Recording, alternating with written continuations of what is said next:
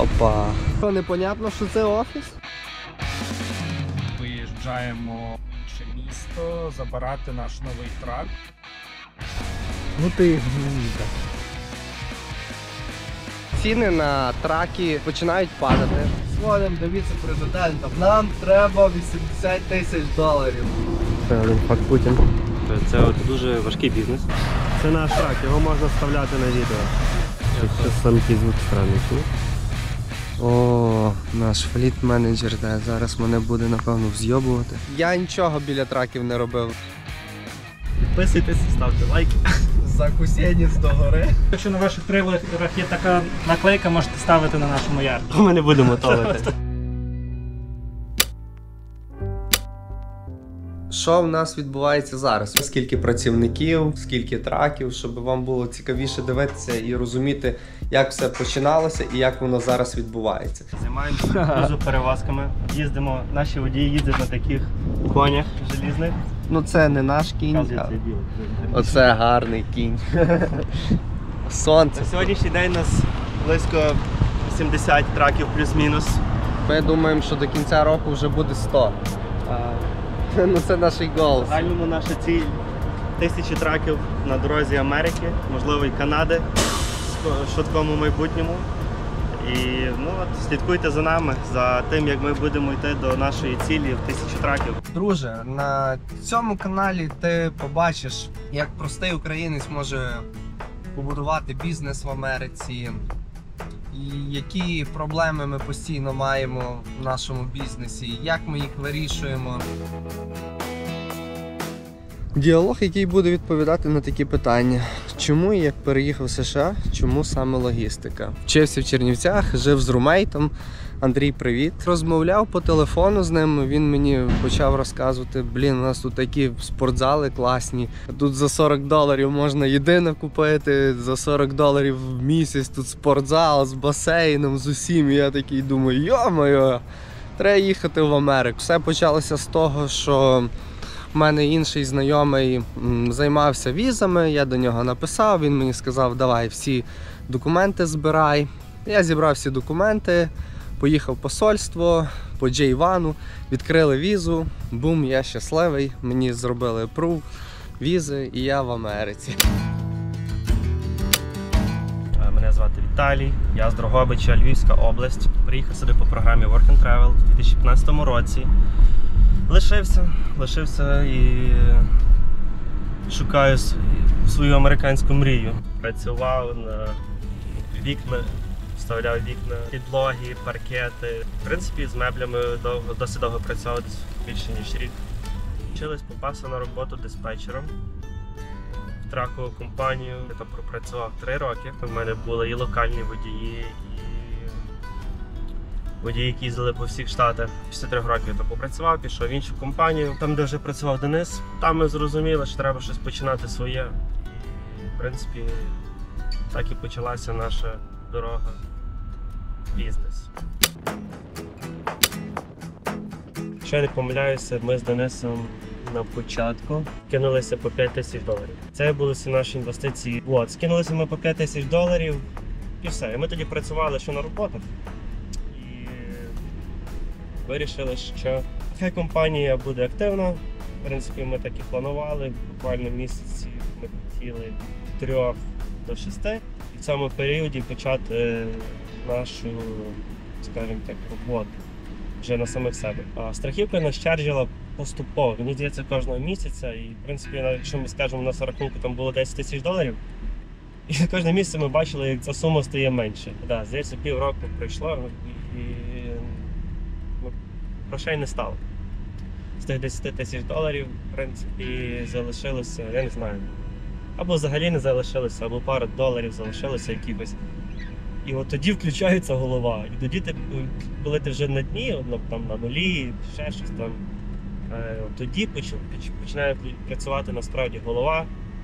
Як мінімум, тебе вона починає заставляти щось робити. Прилетів в Вашингтон, DC, але зразу попав в маленьке містечко Бедфорд, Пенсільванія, де я працював в готелі прибиральником, housekeeper.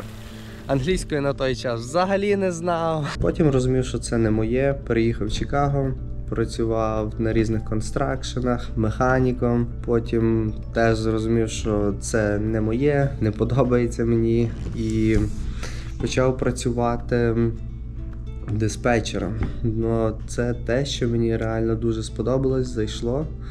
І з того почалася кар'єра, бізнесу, я би так сказав. Та і бекграунд теж такий, що тато в мене все життя механіком працює, і все дитинство біля машин було, тому така от ситуація, тому і так. І за деякий час ми з Віталіком вирішили, що треба щось пробувати своє.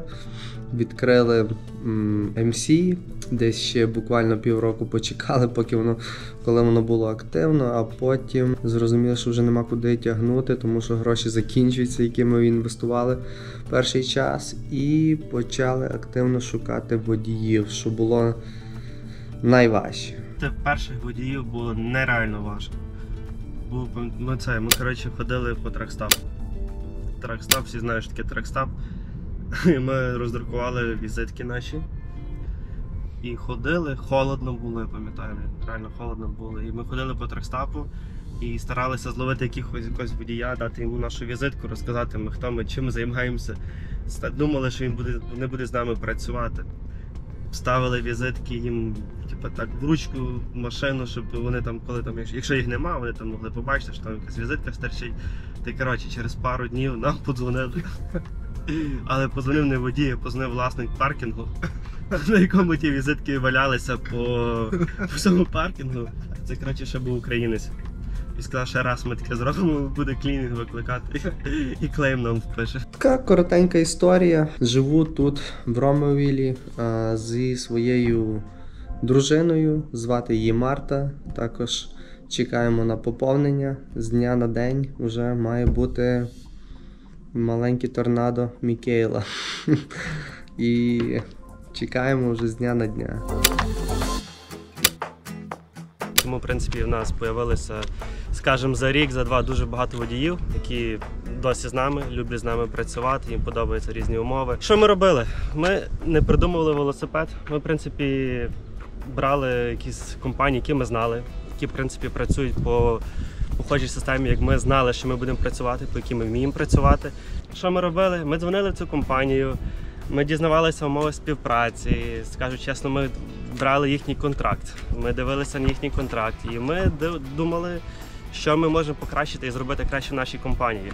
В принципі, ми досить детально на це всім звертали на це увагу, на деталі. І коли ми робили, скажімо, рекламу чи офер нашим потенційним водіям, онер-операторам, це навіть були наші знайомі, друзі, ми вдосконалювали офер інших компаній. І через це дуже водіям подобалися наші пропозиції. Багато хто з них навіть не вірив, що так може бути.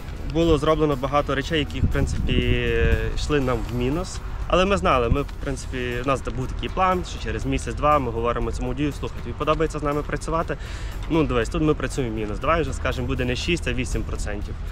І, в принципі, вони погодились, так як ми дійсно робили свою роботу, і я, і Денис працювали диспетчерами, ми грузили свої траки, краще, ніж ідеально робили свою роботу, там просто сервіс був нереальний.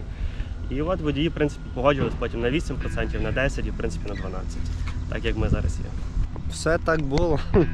А було таке, що і не хотіли погоджуватися. Казали, часто говорили, що ой, та ви брешете, ви обманюєте, скам компанії і так далі.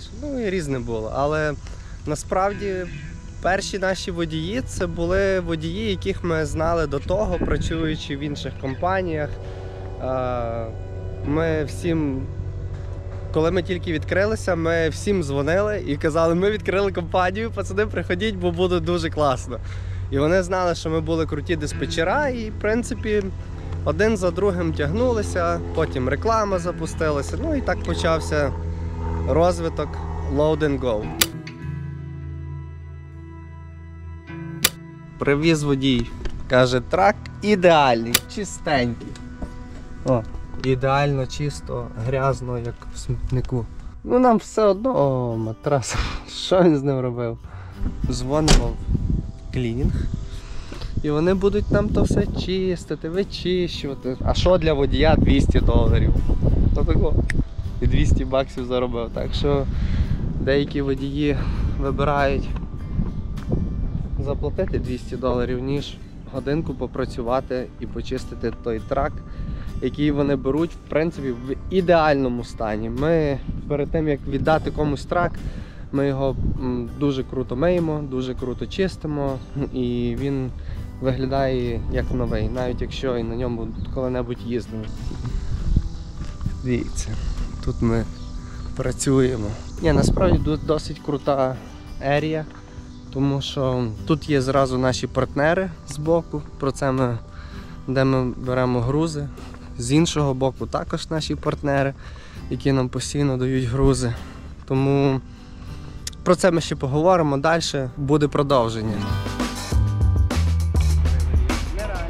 Як відбувається контент? Трохи тобі, друже, розкажу, що зараз відбувається на ринку. Ситуація дуже круто стабілізується. Ціни на траки починають падати. Вже немає такого, що новий трак коштує 220 тисяч, а за хвилину кажуть: ой, сорі, у мене клієнт за 230 тисяч. І ти не розумієш, що відбувається. Зараз хочеш купити брендню трейлер, просто дзвониш на дилера, кажеш, мені треба 10 трейлерів, за місяць вони в тебе будуть. Раніше як це відбувалося? Віталіка, ну розкажи, як раніше відбувалася покупка трейлерів? Ходиш трейлер на Фейсбуці за 75 тисяч, просиш тобі його продати.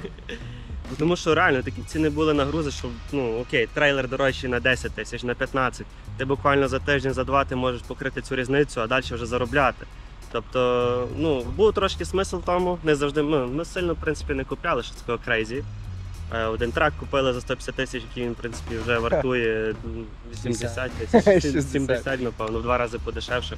Ми раніше мали таку стратегію купляти трейлера і здавати їх під 0% на виплату овнерам. І коли ми це робили, ми шукали трейлер, питалися в овнера, чи йому подобається цей трейлер. Якщо подобалось, ми приїжджали, давали кеш, і потім овнер нам сплачував ці трейлера. І одного разу ми побачили на Фейсбуці трейлер за 60 тисяч. Ми такі думаємо, якщо овнеру підходить, чому і не купити. Поїхали зразу в ту компанію, де продавалися. Овнер тієї компанії нам був дуже здивований, що ми купуємо такий трейлер і за такою ціною. Я би теж був здивований, якби зараз хтось отаке купляв. Ну, на той час то було окей. Цей бізнес насправді був дуже-дуже круто на вершині в районі 21-го року, 22-го року. Всі, хто міг, хто хотів, хто не хотів, вони просто всі скуповували траки, трейлера. Старі трейлера 2014 року могли коштувати 40 тисяч, старі траки 2018 року могли коштувати 120 тисяч. Ціни були просто космос. Зараз у нас 23-й рік і що? Все впало, все на дні. Всі виходять з цього бізнесу, всі дуже нещасливі, але треба працювати. Якщо будеш тут, в цьому бізнесі, завжди будеш щось робити, мені здається, що ти завжди будеш рости, неважливо від маркету. Тому у нас яка стратегія? Маркет на дні, наверху, нам все одно. Ми завжди докуповуємо траки, докуповуємо еквіпмент, наймаємо нових овнерів і просто розвиваємося. Насправді в нас є маленько-велика мрія. Завжди хочеться бачити траки з нашим лого всюди. Це така, не знаю, дуже крута мрія, щоб ти десь їхав на вейкейшн, там відпочивати, на лижах кататися в якесь Колорадо засніжене. І коли ти їдеш на якийсь курорт, опа, трак їде наш. Знаєте, як воно приємно? Це просто нереально. Давайте підсумуємо. Бізнес-план не було, цілей не було. Була ціль просто стати великими. Це, напевно, більше, така першочергова наша ціль. Стати великими, зробити щось прикольне, щоб до нас приходили люди, приходили, було більше траків, не знаю. Відколи ми відкрили компанію, це бажання вирости у нас ніколи не зникало. Ми з Віталіком, ми спимо і мріємо про це, щоб у нас в компанії було там 1000 траків, рано чи пізно воно буде. Ну, такі, типу, позитивно заряджені постійно, суто на мотивації вигрібаємо. На своїй же мотивації, яку собі придумали. Ми з Денисом вирішили, що ми будемо знімати серію відео, щось типу влогу про нас, про наше життя, про нашу компанію. Як все йдеться, як все розвивається. А не так багато людей, власників цих трекових компаній, які готові багато чого розказати про процеси в компанії, про проблеми в компанії, про проблеми з водіями, про проблеми з законами. Тобто це дуже важкий бізнес. Стараємося донести до нашої публіки, до наших водіїв, всіх, хто за нами буде слідкувати, цю всю інформацію. Ми будемо вести це, в принципі, дуже легко, без ніякої там підготовленої сильно зйомки, камеру кожен буде мати і будемо ще знімати повсякденне життя нашої компанії. Цілі у нас великі, мотивація ще присутня, але сонце роз'їдає очі. Тому все буде круто.